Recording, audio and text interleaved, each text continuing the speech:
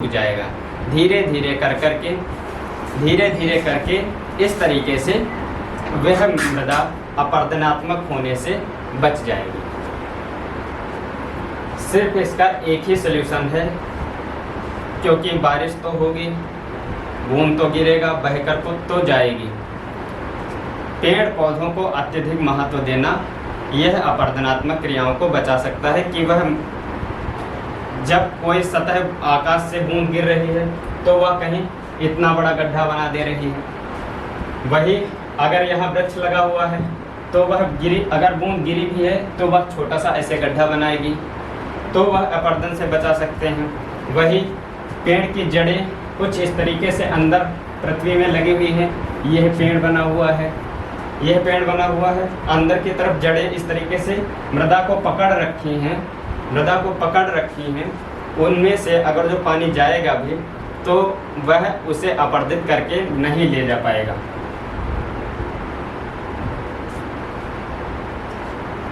सागरीय अपरदन के द्वारा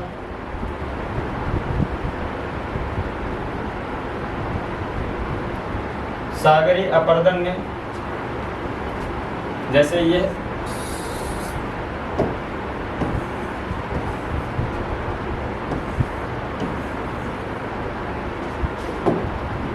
सागरीय अपरदन में समस्या का निदान क्या है। सागरीय अपरदन जैसे हमारे प्रायद्वीपीय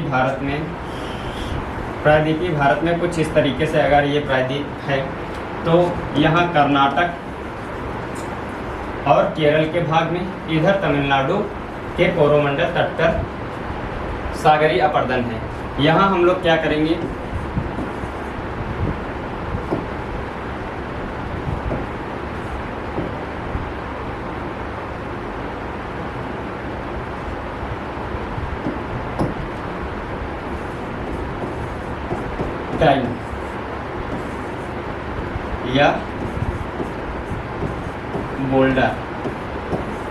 डाइन या बोल्डर, इसका हम लोग ये करते हैं, कोई तरंग आए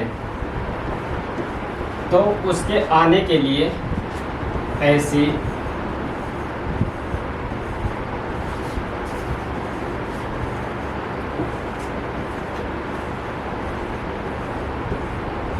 कुछ इस तरीके से जालीनुमा दीवार यहाँ ऐसे खड़ी कर देंगे, या सागर तटीय के सहारे कुछ इस तरीके से ऐसे खड़ी करेंगे, जिससे लहर आएगी तो वह उसकी गति को कम कर देगा। पहली बात तो लहर आई, उसकी गति को कम कर दिया। दूसरी बात, वो उधर से इधर आने के बाद में, टकराने के बाद में, जब वो वापस जा रहा था, मृदा का अपरदन करके जा रही थी, तब वह फिर से आएगा, फिर टकराएगा और इधर से जल गया अंदर की तरफ और उससे टकरा करके वापस आया, तो वह जो मिट्टी काट कर ले जा रहा था वो उधर ही रुक जाएगी। यह डाइन बोल्डर कुछ इस तरीके के दीवार या इस क्षेत्र में जहाँ थोड़ा सा कम गहरा क्षेत्र है, वहाँ हम लोग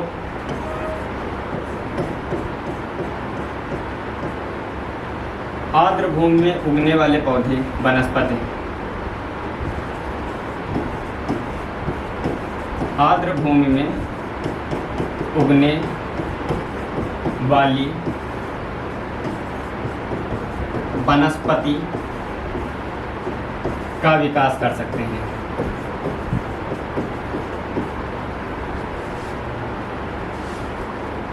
जैसे मरुभूमि में उगने वाले पौधे लगाएंगे, वहाँ यहाँ भी कुछ इनका ऐसे काम रहता है। और मरुस्थलीय भूमि में उगने वाले ऐसी समुद्री किनारे वाली भूमि पर उगने वाले पौधों की जड़ें कुछ इस तरीके से, यह वृक्ष है मान लिया, तो उसकी जड़ ऐसे पानी के अंदर जाने के बाद में ऊपर की तरफ आती रहती है, ऊपर की तरफ ऐसे आती रहती है। यह जड़ें कुछ इस तरीके से फैलेगी। जो एक भी पेड़ लगे तो काफ़ी एरिया तक के मिट्टी को पकड़ के रखता है, अपरदन होने से बचाता है। कुछ इस तरीके के वृक्षों का लगाया जा सकता है। कुछ डाइन या बोल्डर की ये दीवारें बनाई जा सकती हैं जो सागरे अपरदन बचा सकती हैं। अगला पॉइंट,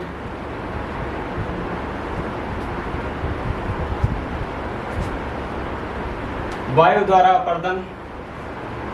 इसके लिए सरकार और हम सबको मिल करके दो काम करने होंगे। पहला काम कि हम लोग यहाँ आए, राजस्थान का ही मैप बना लेता हूँ मैं।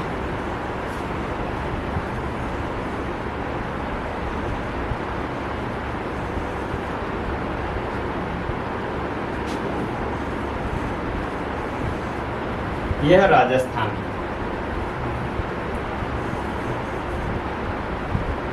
राजस्थान में यहाँ उदयपुर से स्टार्ट होकर के कुछ यहाँ अरावली है, गुजरात से स्टार्ट होता है। ये मरुस्थल की भूमि है। मरुस्थल की भूमि थोड़ा पीली सी दिखा देते हैं इस तरीके से।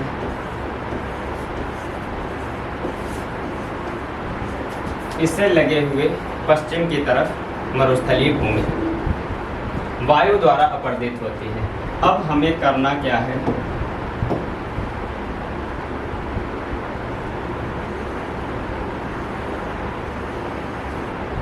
एक चौड़ी सी ग्रीन बेल्ट, वृक्षों की ग्रीन बेल्ट लगा के तैयार करनी है। अन्यथा यह मरुस्थल हवाओं के द्वारा ले जाकर के बढ़ता चला जाएगा ऊपर की तरफ। हवाओं के द्वारा फैलाने से यह बढ़ता चला जाएगा पश्चिम की तरफ। हवाओं के द्वारा यह गुजरात का क्षेत्र भी कवर कर लेगा। मरुस्थल बढ़ते जा रहे हैं। जब आगे हम लोग वर्ल्ड ज्योग्राफी पढ़ रहे होंगे उसमें देखेंगे किस तरीके से सहारा का मरुस्थल आज बढ़ता चला जा रहा है और धीरे धीरे पूरा साहेल रीजन में कितने सारे देश समाहित होते चले जा रहे हैं। यह एक टाइप हुआ जिससे हम लोग इसे बचा सकते हैं। दूसरा, इसमें ड्रिप और स्प्रिंकल सिंचाई के द्वारा बालुका स्तूपों को रोक सकते हैं। जैसे यह मैदानी क्षेत्र है, इसमें हवा प्रवाहित होती है और मिट्टी उठा करके ले जाती है। जहाँ मिट्टी नहीं है, रेत नहीं है, वहाँ भी फैला देती है और वह अच्छी मृदा भी खराब हो जाती है। इस वजह से सबसे पहले तो हमें इसके घेराबंदी के रूप में चारों तरफ से बड़े वृक्षों को लगाना है, झाड़ियों को लगाना है, जो कि इस तरीके से चलने वाली हवाओं को रोकें, हवाओं की गति को कम करें। साथ में उनको जो रेत उठा कर ले जा रहे हैं वो रेत को उसी मरुस्थल के लिए रोक करके रखें, कम से कम इससे बाहर की तरफ ना फैले। साथ में यहाँ से हवा उस रेत को कम उठा करके ले जा पाए, इसके लिए ड्रिप और स्प्रिंकल सिंचाई, मतलब बूंद सिंचाई या फव्वारे के द्वारा सिंचाई, कुछ ऐसे सिंचाइयों के द्वारा उस बालुका ढेर को बचा कर रखना है कि वह उड़ाकर ना ले जाया जा सके। धीरे धीरे फिर ये सारी क्रियाएं करते हुए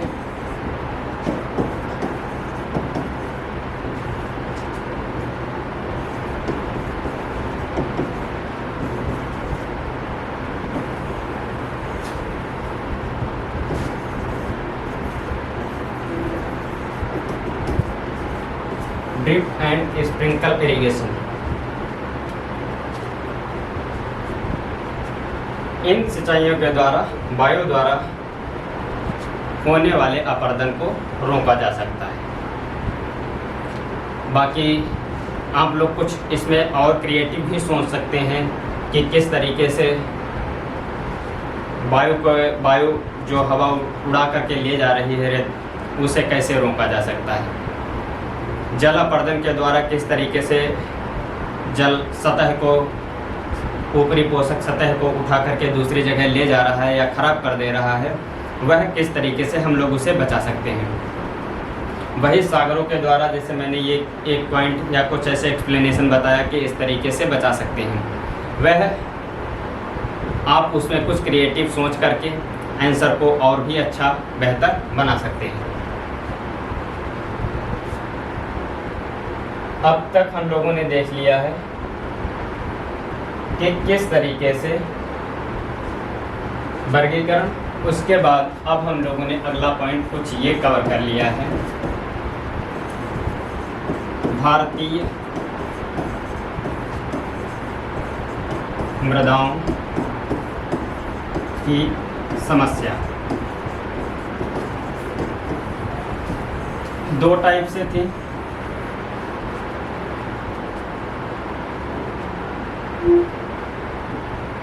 भारतीय मृदाओं की समस्या दो टाइप से थी।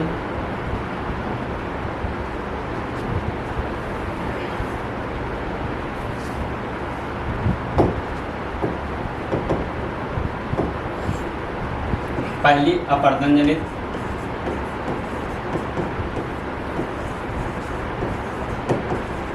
इरोजनल, और दूसरी प्रदूषण।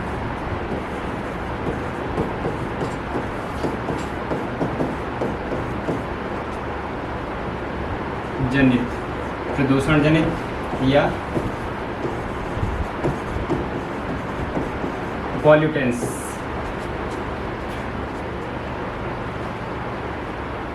प्रदूषण जनित, इससे अपर्दन समस्या, किस तरीके की समस्याएं हो सकती हैं,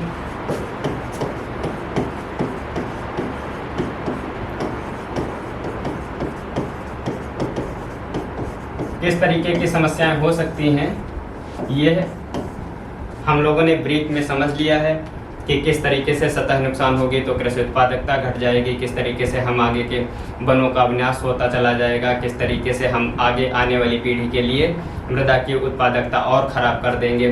धीरे धीरे जीव जंतु जो आज कुछ दिखाई भी पड़ रहे हैं वह धीरे धीरे गायब होते चले जाएंगे और अंततः इस कंडीशन में पहुंच जाएंगे कि पूरी तरीके से इकोलॉजिकल इम्बैलेंस तैयार हो जाएगा, पूरा जीवन सिस्टम खराब होकर के रख जाएगा। जैसे सॉइल क्राइसिस टाइप में एक दिन में आ जाएगा, जैसे वाटर क्राइसिस हो रहा है, पानी की समस्याएं इतनी ज़्यादा बढ़ गई हैं, जैसे दिल्ली जैसे बड़े शहरों में 55 लीटर पानी लिमिटेड दिया जा रहा है उनको रहने, खाने, पीने, हर चीज़ के लिए। तो कुछ इसी तरीके से हम लोग अगर मृदा समस्या को ध्यान में नहीं रखते हैं और इसी तरीके से खेती और इसी तरीके से वनों की अंधाधुंध कटाई, वनों का इसी तरीके से दोहन, उसकी क्षमता से ज़्यादा उसका दोहन, कुछ ऐसे करते रहेंगे तो किस तरीके से वह समस्याएं हमारे सामने उपस्थित हो सकती हैं, ये हम लोग समझेंगे। और इसमें कुछ आप और भी क्रिएटिव सोच सकते हैं। ये मेरा आइडिया था, मेरे दिमाग में ऐसे कुछ पॉइंट आए जिनको मैंने बताया, मैंने शेयर किया। अब आप उसमें किस तरीके की समस्याओं को आगे देख सकते हैं या उनमें क्या समस्याएं हो सकती हैं, कुछ नया भी सोच करके आप अपने आंसर को बेहतर बनाएंगे। इससे समस्याओं के निदान, किस तरीके की समस्याएं होंगी, उसी में मैंने बताया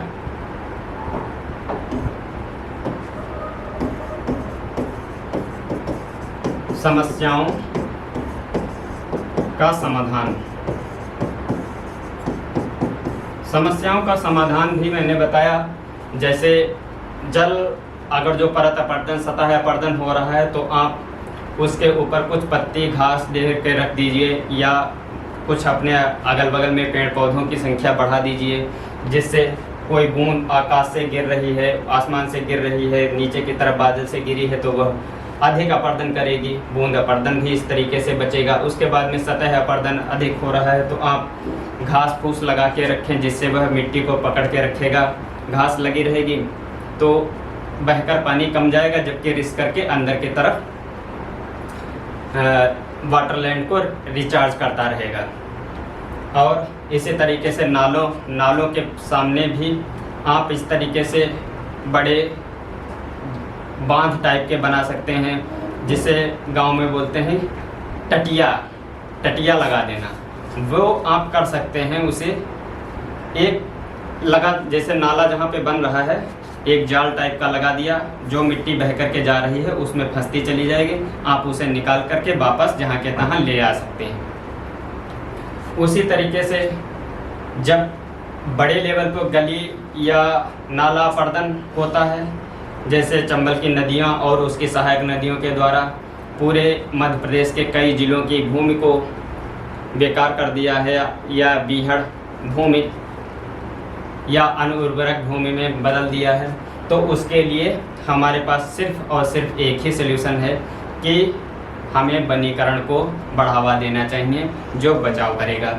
फिर वायु से होने वाले अपरदन को हमने समझा कि किस तरीके से वायु अपरदन एक जगह तो जो राजस्थान में हो रहा है वन के द्वारा बचाया जा सकता है, ड्रिप और स्प्रिंकल सिंचाई के द्वारा, मतलब बूंद और छिड़काव सिंचाई के द्वारा उसके बालुका स्तूपों पर छिड़काव करके उसकी मृदा को या उस मरुस्थलीय बालुका स्तूपों को उड़ करके दूसरी जगह जाने से स्थानांतरण से रोक सकते हैं। साथ ही साथ उसके बीच बीच में झाड़ियाँ और धीरे धीरे कुछ फसलों को भी उत्पादित किया जा सकता है, नहरें बनाई जा सकती हैं।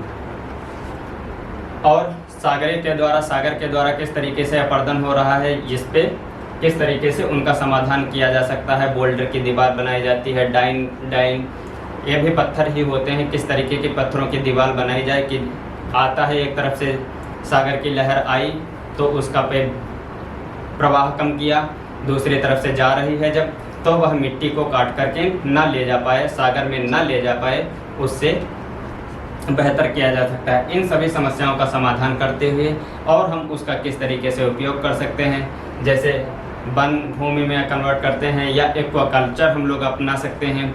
दलदली पोल्यूशन वाली भूमि, पोल्यूशन से संबंधित समाधान जैसे मैंने बताया कि अगर हम लोग अत्यधिक खाद का प्रयोग कर रहे हैं तो खाद का प्रयोग कम करके उसमें जैविक खेती की तरफ या जैविक खाद का उपयोग करें। वही जैसे हम लोगों ने ये देखा था ऊसराइजेशन, जो कि एक स्थानीय क्रिया है, नीचे से जल के नीचे जाने से ऊपर आने से कैल्शियम जमा हो रही है, जिस वजह से मृदा खराब हो रही है। इसमें भी हम लोग यही करते हैं कि मृदा का परीक्षण करें और उसमें अत्यधिक खाद का उपयोग ना करके जैविक खाद का प्रयोग करें, अत्यधिक सिंचाई पर निर्भर ना रहें। वही दलदली भूमि में जहाँ भूमि आज एकदम ख़राब हो गई है, ये तो अलग ही टॉपिक है, हालांकि रामसर साइट में हम लोग डिस्कस करते हैं। लैंड कंजर्वेशन अलग टॉपिक है, सॉइल कंजर्वेशन एक अलग टॉपिक है। आज हम लोग केवल सॉइल कंजर्वेशन कर रहे थे। सॉइल कंजर्वेशन किस तरीके से करना है। अब लैंड कंजर्वेशन में ये चीज़ आती है, जैसे रामसर भूमि वह मृदा नहीं है, वहाँ कोई उत्पादन नहीं हो रहा है, लेकिन उस भूमि को सुरक्षित करना एक अलग टॉपिक है। लेकिन फिर भी उसको संरक्षण के लिए हम लोग एक लाइन में देख लेंगे, उसको संरक्षण के लिए हम लोग उस मरुस्थलीय क्षेत्र को थोड़ा सा गहरा कर सकते हैं, डिगिंग कर सकते हैं, उसकी खुदाई कर सकते हैं और उसके अगल बगल के क्षेत्र को, जैसे मैंने कल बताया जब मैंने झीलें पढ़ाई थी तो बताया था, एक डेथ साइकिल चलती है, किस तरीके से वो झीलों को ख़राब कर देती है। ये आपको मैप याद होगा, कुछ इस तरीके से मैंने एक झील बनाई थी, इसके आगे यहाँ तक पत्थर का बढ़िया एकदम जीना बना दिया गया है, लोग टहलने आ रहे हैं।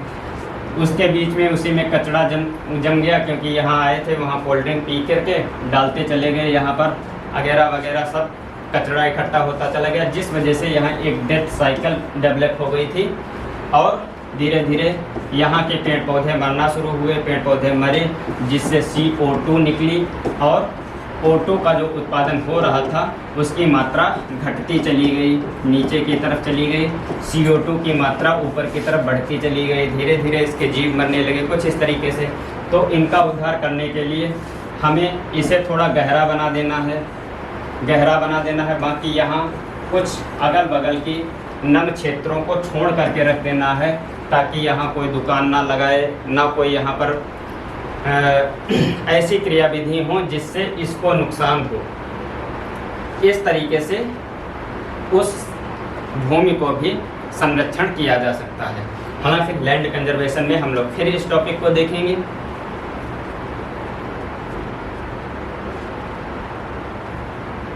ठीक है, बताइए आप लोग, समझ आया?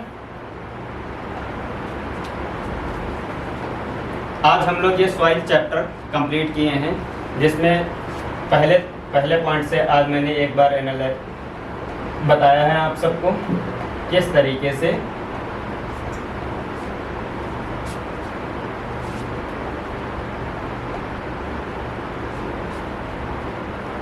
मृदा सॉइल चैप्टर हमने स्टार्ट किया।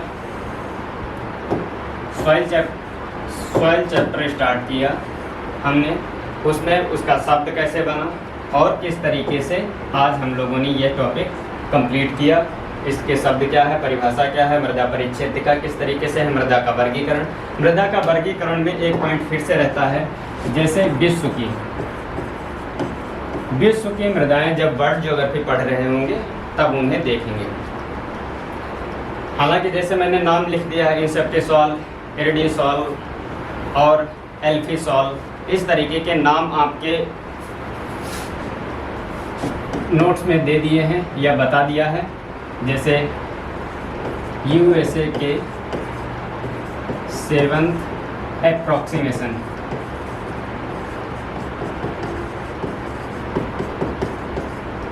यूएसए के द्वारा 7th एप्रोक्सीमेशन के द्वारा यह बताया गया है कि जैसे जलोढ़क मृदा को वहाँ इंटरनेशनल लेवल पर क्या बोला जाएगा। अप्रोक्सीमेट यही है कि वह विश्व स्तरीय मृदा की कौन सी मृदा से आपके घर की, आपकी भारतीय मृदा मैच होती है। जैसे जलोढ़क मृदा को हम लोग इंसेप्टिसॉल कहते हैं, जलोढ़क को इंसेप्टिसॉल।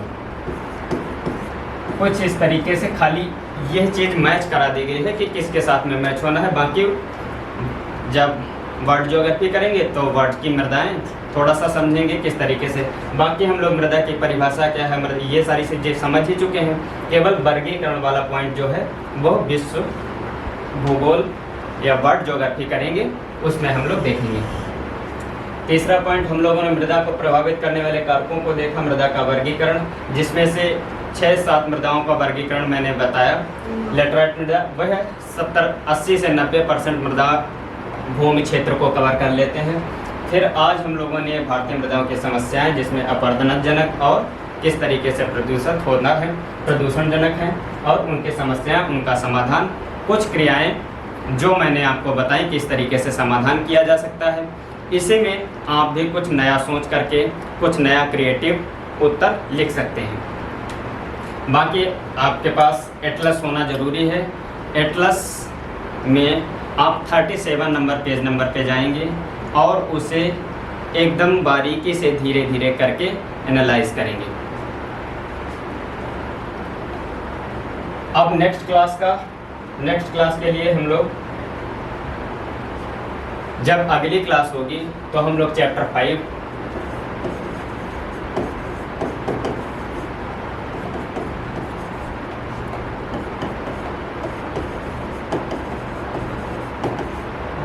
क्लाइमेट,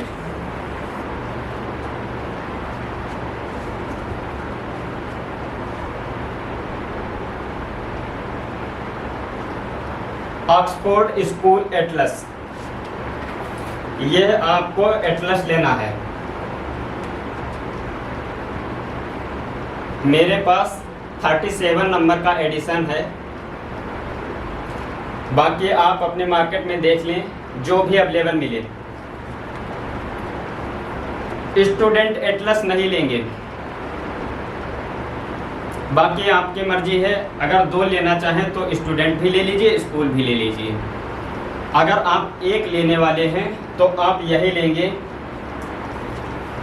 यहाँ ऊपर ऑक्सफोर्ड लिखा गया, ऑक्सफोर्ड स्कूल एटलस, और यहाँ 37 एडिशन।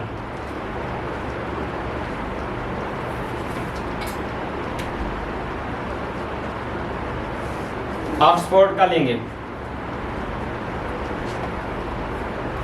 ठीक है, क्लाइमेट चैप्टर हम लोग अगला 5वां चैप्टर है। कुछ यही हमने 10 चैप्टर बांटे थे, जिससे हम लोग कर रहे हैं 5वें चैप्टर तक आ गए हैं। लगभग 20 क्लास में 18 क्लास हुई हैं, जिसमें हम लोगों ने 4 चैप्टर कंप्लीट कर लिए हैं। इंग्लिश की भी था क्या? हाँ, हिंदी नहीं आती है? आती है हिंदी में भी। कब लेना है इसको? ठीक है, अब हम लोग नेक्स्ट डे मिलेंगे तो जलवायु क्लाइमेट पढ़ना स्टार्ट करेंगे। और जलवायु के लिए आप फिर से वही रिक्वेस्ट, एटलस लेके बैठेंगे। बहुत बारीक पॉइंट होते हैं जिनको समझना आपके लिए बहुत ज़रूरी होगा। ठीक है बच्चों, समझ आया?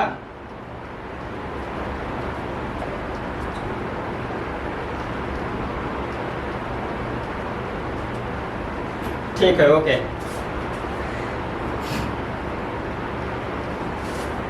धन्यवाद, थैंक यू।